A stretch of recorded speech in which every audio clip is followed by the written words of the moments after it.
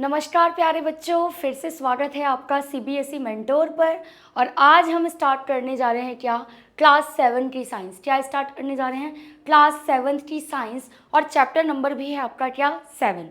तो भाई आपका एनुअल टर्म का सिलेबस है, चैप्टर 7 आ रहा है। और चैप्टर 7 का जो नाम है वो है हीट ट्रांसफ़र इन नेचर। नाम क्या है? Heat transfer in nature.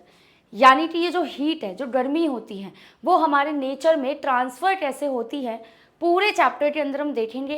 Plus इस चैप्टर के कौन कौन से इंपॉर्टेंट क्वेश्चन आंसर है वो भी हम आज की क्लास में करेंगे। ठीक है, तो सबसे पहले देखो कि हीट क्या होती है और टेम्परेचर क्या होता है। हीट क्या होती है और टेम्परेचर क्या होता है। भाई पेन का कलर चेंज कर लेते हैं वरना दिखाई नहीं देगा। यस, देखो heat is a form of energy. क्या हीट हमें दिखाई देती है? नहीं, लेकिन है ना, हम उसे फील कर सकते हैं।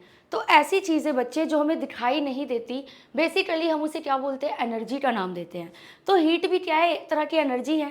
Gives the sensation of hotness और कोल्डनेस, जिससे हमें क्या महसूस होता है, कहीं ना कहीं हमें सेंसेशन होता है कि कोई चीज़ गर्म है या फिर ठंडी है। ठीक है, अगर हीट ज़्यादा है तो गर्मी महसूस होगी, अगर हीट कम है तो हल्की सी ठंड महसूस होगी। तो कहीं ना कहीं हीट एक एनर्जी है जो हमें सेंसेशन देती है गर्मी या ठंड के बारे में। Temperature is the measure of how hot और cold something is measured by a thermometer. ये पिछली क्लास में भी आपने पढ़ा था, 6th क्लास में, थर्मामीटर के बारे में, कि टेम्परेचर क्या होता है? ये एक तरीके का मेज़र है जिससे हम नापते हैं कि कोई भी चीज़ कितनी ठंडी है और कितनी गर्म है। अब इसे नापने के लिए हमारे पास एक इंस्ट्रूमेंट है, उसका नाम क्या है? थर्मामीटर। 6th क्लास में आपने हर तरह का थर्मामीटर भी पढ़ा था। आगे हम बात करेंगे कि heat always flows from hotter region to colder one. ये हमेशा ध्यान रखना कि जो हीट होती है, जो गर्मी होती है ना, वो हमेशा हॉटर रीजन से कोल्डर रीजन की तरफ भागती है। इसका मतलब होता है कि जो हॉट एयर है या हॉट वाटर है, वो चीज़ सबसे पहले उठेगी और ठंडे की तरफ भागेगी। ये कॉन्सेप्ट आपको अपने माइंड में रखनी है।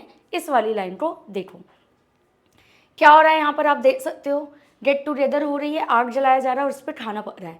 तो ये हीट से रिलेटेड आपको चैप्टर में डेली यूज़ का काम बता रहा है एक, कि हीट जो अगर ना होती तो ना हम खाना पका पाते और ना ही अपनी फेवरेट डिश खा पाते।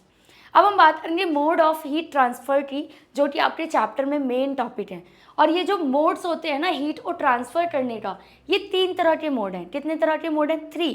कितने वेज हैं हमारे पास बेटा? टोटल 3 वेज हैं, जिसमें से पहला क्या है? कंडक्शन। पहला क्या है? कंडक्शन। अब कंडक्शन क्या होता है ये समझो, आपके चैप्टर में कंडक्शन को पूरा एक्सप्लेन किया हुआ है। ध्यान से देखो कंडक्शन क्या है। It occurs mainly in solid. ध्यान रखना कि कंडक्शन ज़्यादातर जो सॉलिड चीज़ें होती हैं उसमें होता है। किस में होता है? Solid cheese.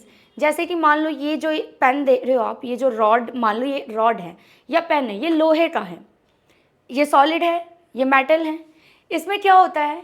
Heat moves through direct contact from the hot end to the cold end without the particle themselves moving far. क्या होता है सॉलिड में कि जब एक तरफ से हम हीट देते हैं इसको या गर्म करते हैं, तो हीट ट्रैवल करती है, पास करती है हॉट वाले से कोल्ड की तरफ। अभी मैंने पीछे बताया आपको कि हीट हमेशा हॉटर से कोल्डर की तरफ जाती है। तो मान लो ये लोहे की रॉड है, अगर मैं इसको यहाँ से जलाऊँ, ये गर्म होगी, तो ये जो गर्म पार्टिकल है, ये जो हीट है, वो ट्रांसफ़र होगी किधर? आगे आएगी ठंडे की तरफ।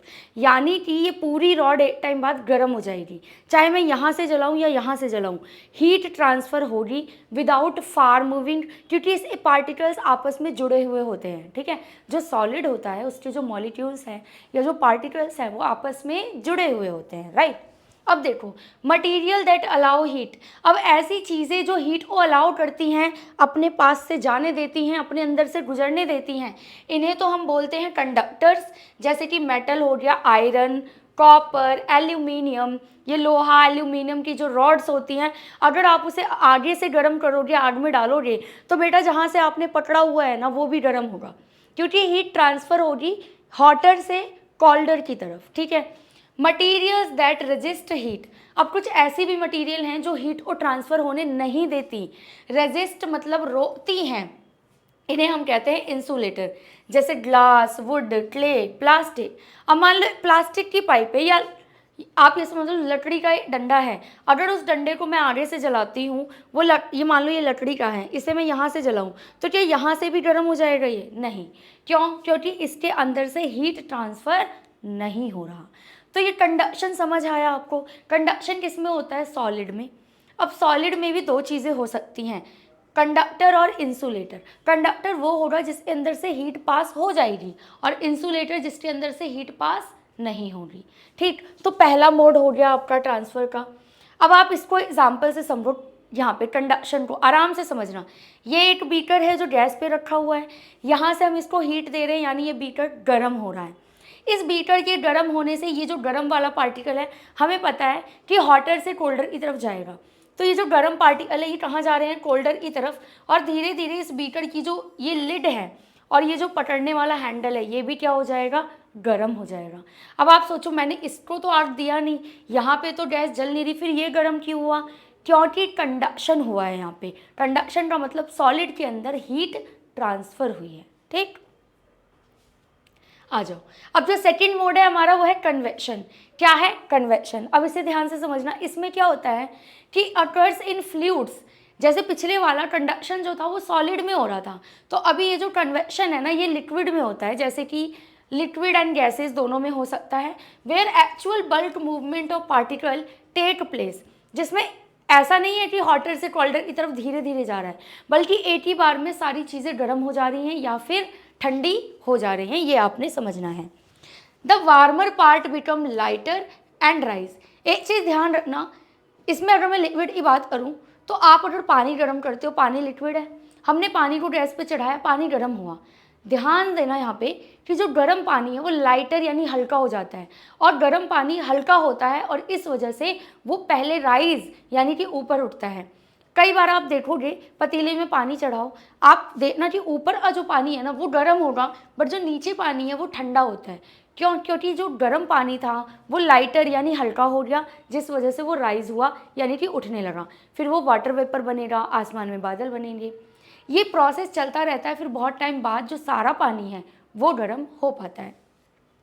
तो यहाँ पे भी वही लिखा है कि वार्मर पार्ट जो होता है ना वो लाइटर हो जाता है और उड़ने लगता है, जो कूलर पार्ट होता है वो सिंक करता है और नीचे रह जाता है। इसे ही हम क्या बोलते हैं? कन्वेक्शन करंट या कन्वेक्शन बोलते हैं। एग्जाम्पल के लिए एयर अबव अ हीटिंग एलिमेंट राइजिंग। कभी भी आप देखना आपके हीटिंग जो भी कोई चीज़ होगी उसके आसपास की जो हवा है ना वो लाइटर होकर उड़ने लगेगी। या सबसे बेस्ट एग्जाम्पल है पानी वाला। आप पानी को बॉईल करो, उबालो, पानी को जब आप उबालोगे तो आप देखोगे कि जो गर्म पानी है वो ऊपर आ जाएगा और भाप बन के उड़ने लगेगा, क्योंकि वो हल्का हो गया है। Water in a beaker forming current when heated. Same cheese, beaker के अंदर अगर आपने पानी लिया है उसको आप गर्म करते हो तो जो गर्म पानी है वो लाइटर हो जाएगा और राइज करेगा।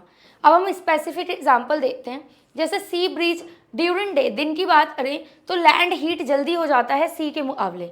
तो जो वार्म एयर होती है वो क्या हो जाती है? लैंड के आसपास की वो ऊपर उठने लगती है, और जो कूल एयर होती है सी के आसपास की वो फ्लो करके आने लगती है कहाँ पर? लैंड के पास। एंड लैंड ब्रीज जो होती है वो क्या करती है? लैंड ब्रीज, अगर हम रात की बात करें एट नाइट, तो लैंड जो होता है वो कूल हो जाता है फास्टर देन सी। समुद्र अभी भी गर्म रहता है, लेकिन जो धरती है हमारी आसपास की वो ठंडी हो जाती है। Air from land flows to sea. रात में क्या होता है कि जो एयर फ्रॉम लैंड की जो हवा है वो कहाँ जा रही होती है? सी की तरफ जा रही होती है। और ये क्यों होता है? Due to convection differences. Convection differences जिसमें हमने क्या कहा कि लिक्विड या गैसेज में होगा, पहली चीज़ तो ये। दूसरी चीज़ कि जो हॉटर होगा वो लाइटर होगा, जो हॉट होगा वो लाइट होगा, और वो राइज करेगा यानी कि पहले ऊपर उठना चालू करेगा। तो ये आपका हुआ कन्वेक्शन। अब जो कन्वेक्शन है वो उसको आप यहाँ पर भी एग्जाम्पल से देख सकते हो। ये वार्म, हमने यहाँ पे हीट दी, ये हीट है, ठीक है, ये हो रहा है आपका कूल मॉलिक्यूल्स और ये है हीट हॉटर मॉलिक्यूल्स। तो आप देखना ये जो रेड वाले पार्टिकल हैं, जो हॉट वाले हैं, ये ऊपर जा रहे हैं, क्यों? क्योंकि ये लाइटर हो गए हैं, हल्के हो गए हैं, और इसके बाद ये यहाँ से क्या करेंगे? गर्म पार्टिकल बाहर आ जाएंगे, और जो ठंडे वाले होंगे वो दोबारा नीचे आएंगे, फिर यहाँ से वो गर्म हो जाएंगे, फिर दोबारा लाइटर होंगे और ऊपर उठेंगे और बाहर की तरफ जाएंगे। तो ये सर्कल पूरा जो है ना वो लिक्विड के अंदर चलता रहता है।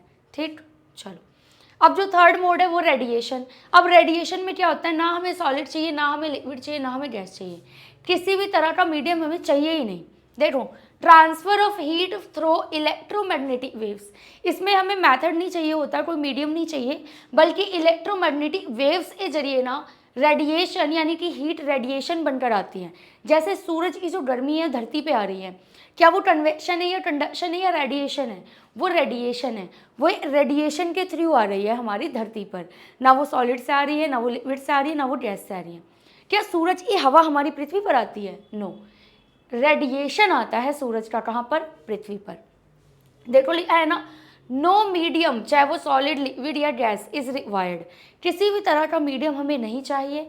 Heat from the sun reaching the earth via radiation.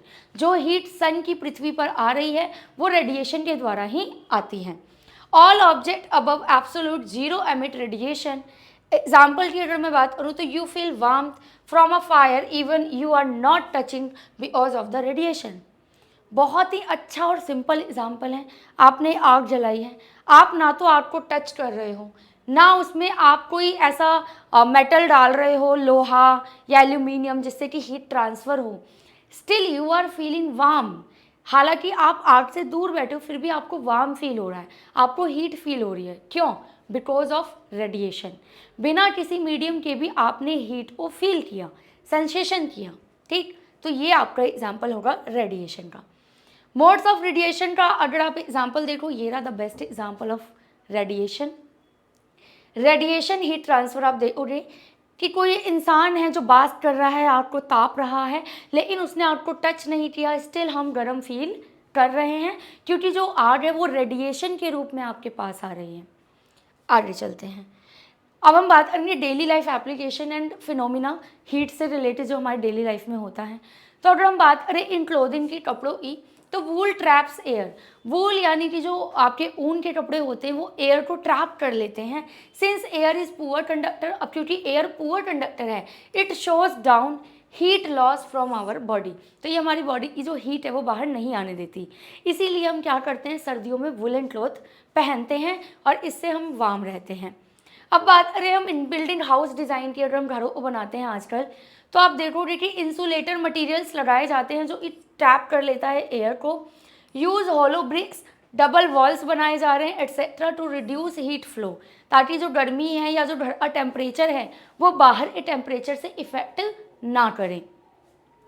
On coast areas की बात करूँ तो जो सी ब्रीज होती है और जो लैंड ब्रीज होती है, दो तरह की ब्रीज होती है, जो समुद्र से आने वाली हवा है, दूसरी आपकी लैंड वाली ब्रीज है। ये एक्सप्लेन करती है अबव वया कन्वेक्शन। ये मैंने आपको कन्वेक्शन वाला पार्ट में बता दिया था। इन कलर चॉइस में भी हमें बहुत ज़्यादा हेल्पफुल ये मिलता है, हेल्प होती है हमें। हम देखते हैं कि जो लाइट कलर होता है वो रिफ्लेक्ट करता है मोर हीट, इसीलिए आप देखोगे कि गर्मियों में हम क्या करते हैं, लाइट कपड़े पहनते हैं ताकि जो हीट है वो रिफ्लेक्ट हो जाए, वापस से चली जाए और हमें ठंडा महसूस हो। डार्क सरफेस जो होते हैं वो मोर हीट रखते हैं अपने पास, तो light colour clothes are comfortable in summer. इसीलिए समर में हम लाइट कलर पहनते हैं और विंटर में डार्क कलर। ठीक है, जैसा कि अभी विंटर आ रही है तो मैंने डार्क कलर के कपड़े पहने हुए हैं। ठीक है, इससे क्या होगा कि जो हमारी हीट है वो ट्रैप हो जाएगी और बाहर नहीं जाएगी। आगे चलो, अब हम बात करें वाटर साइकिल और हीट ट्रांसफ़र की। तो ये देखो, वाटर साइकिल आपने पहले भी पढ़ा हुआ है, 6th क्लास में भी आपको मैंने पढ़ाया था। देखो, heat from the sun causes evaporation. जब सन से हीट मिलती है समुद्र को, नदियों को, या जितना भी पानी है पृथ्वी पर उसको, तो क्या होता है, इवेपोरेशन होता है, जिससे पानी यानी वाटर वेपर बन जाता है। देन कंडेंसेशन होता है, वेपर क्या बन जाता है, वाटर, यानी बादल बनते हैं और फिर बादल से दोबारा पानी बनता है। एंड प्रेसिपिटेशन का मतलब वो ही पानी का ज़मीन पे आना। Heat transfer specially by radiation plays a role. By radiation वाली जो हीट है ना वो बहुत ज़्यादा ज़रूरी है, जो कि सूरज से हमारी पृथ्वी पर आ रही है, वरना ना तो बादल बनते, ना तो पौधे अपना खाना बना, ना ही हमें एनर्जी मिलती। इनफिल्ट्रेशन, ग्राउंड वाटर, एक्वाफायर, और ये जो चैप्टर है आपका ये टच करता है कि हाउ सीप द थ्रो सॉलिड रो और गेट स्टोर। देखो ये एक्स्ट्रा चीज़ें हैं कि ये चैप्टर और क्या चीज़ें आपको बताना चाह रहा है उसके बारे में। तो ये नीचे वाला पार्ट जो है ना वो आप स्किप कर सकते हो, यानी कि छोड़ सकते हो। ऊपर वाला जो पार्ट था आपका वाटर साइकिल वाला वो मैंने आपको बता दिया है। नेक्स्ट, अब हम बात करते हैं क्वेश्चन आंसर की। तो मैडम इस वाले चैप्टर से कौन से इंपॉर्टेंट क्वेश्चन आंसर जो है वो पेपर में आ सकते हैं, हम ये देखते हैं। तो सबसे पहले तो यही क्वेश्चन आ सकता है, व्हाट इज हीट। हीट क्या है, तो आप क्या लिखोगे, heat is a form of energy. पहली लाइन तो ये लिख ही देना कि हीट जो है ना वो एनर्जी का फॉर्म होता है जो अलाउ करता है क्या, from hot object to cold one, hot object से कोल्ड की तरफ अपनी हीट को पहुंचाता है। What does temperature show, temperature क्या दिखाता है हमें, इट शोज हाउ हॉट और कोल्ड एन ऑब्जेक्ट। टेम्परेचर हमें यही दिखाता है बच्चे कि कोई भी चीज़ कितनी गर्म है या फिर कितनी ठंडी है। Next question, in which state does conduction occur. देखो अभी अभी पढ़ाया मैंने कि कंडक्शन का जो फॉर्म है, हीट जो ट्रांसफर होती है कंडक्शन में, तो वो किस में होती है, सॉलिड, लिक्विड या गैस, सॉलिड। मैंने आपको एग्जाम्पल भी दिया था, एक बीकर है जो हम गर्म कर रहे हैं तो उसका हैंडल भी गर्म हो गया क्योंकि सॉलिड से ट्रांसफर हुई है heat. In which state does convection occur, अब कन्वेक्शन किस में होता है, लिक्विड में या फिर गैस, दोनों में हो सकता है ये, जिसमें हमने क्या पढ़ा था कि जो हॉटर पार्टिकल होते हैं वो हल्के हो जाते हैं, लाइटर हो जाते हैं और राइज करते हैं यानी ऊपर उठते हैं। फिर एक क्वेश्चन है, व्हाट इज रेडिएशन। अभी अभी बताया मैंने कि हीट जो ट्रांसफ़र होती है विदाउट एनी मीडियम, जब हीट किसी मीडियम के बिना ट्रांसफ़र हो जाए, ना सॉलिड की ज़रूरत है ना लिक्विड की ना गैस की, तो हम कहते हैं कि हीट जो है वो रेडिएशन से आई है। When does a sea breeze occur, sea breeze कब अकर होगा या कब होता है, during the day from sea to land. अब सी से लैंड की तरफ जा रहा है ना तो ये दिन में ही होता है, इसीलिए हम इसे बोलते हैं क्या, सी ब्रीज। नेक्स्ट क्वेश्चन आएगा, व्हाट इज रेडिएशन। तो ये दोबारा से रिपीट हो गया, वही है ये कि हीट जो है वो ट्रांसफ़र होती है बिना किसी मीडियम के, इसको हम रेडिएशन बोलते हैं। और सी, अब हम बात करेंगे कि लैंड ब्रिज कब होता है, तो ये उसका उल्टा हो जाएगा नाइट में। जैसे सी ब्रिज जो था वो आपका डे में हुआ था, लैंड ब्रिज जो होगा वो नाइट में होगा, और ये उल्टा होगा, लैंड टू सी, वो सी टू लैंड था, ठीक है। चलो नेक्स्ट है आपका, why do we woollen clothes keep us warm.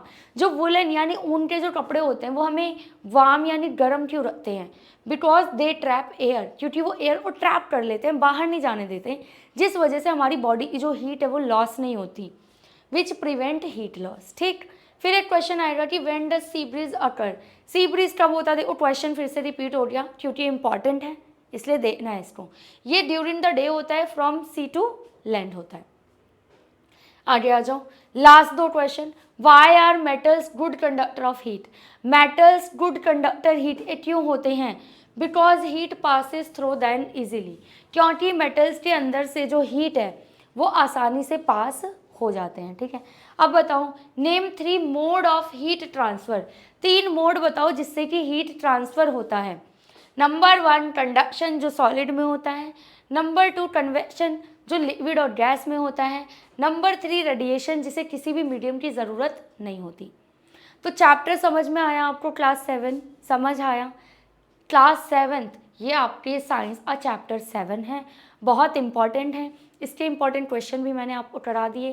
Chapter के अंदर जितनी भी चीज़ें इंपॉर्टेंट थी सारे टॉपिक भी मैंने आपको बता दिए। तो चलो अब मिलेंगे नेक्स्ट वीडियो में किसी नए चैप्टर के साथ। अगर आपको किसी भी तरह का कोई डाउट है, कोई नया चैप्टर समझ नहीं आ रहा है, कोई ऐसा टॉपिक है जो आपको पर्टिकुलर पढ़ना है, तो आप कमेंट कर सकते हो, उसके लिए अलग से वीडियो मैं आपके लिए बना दूँगी। चलिए, जब तक के लिए बाय बाय।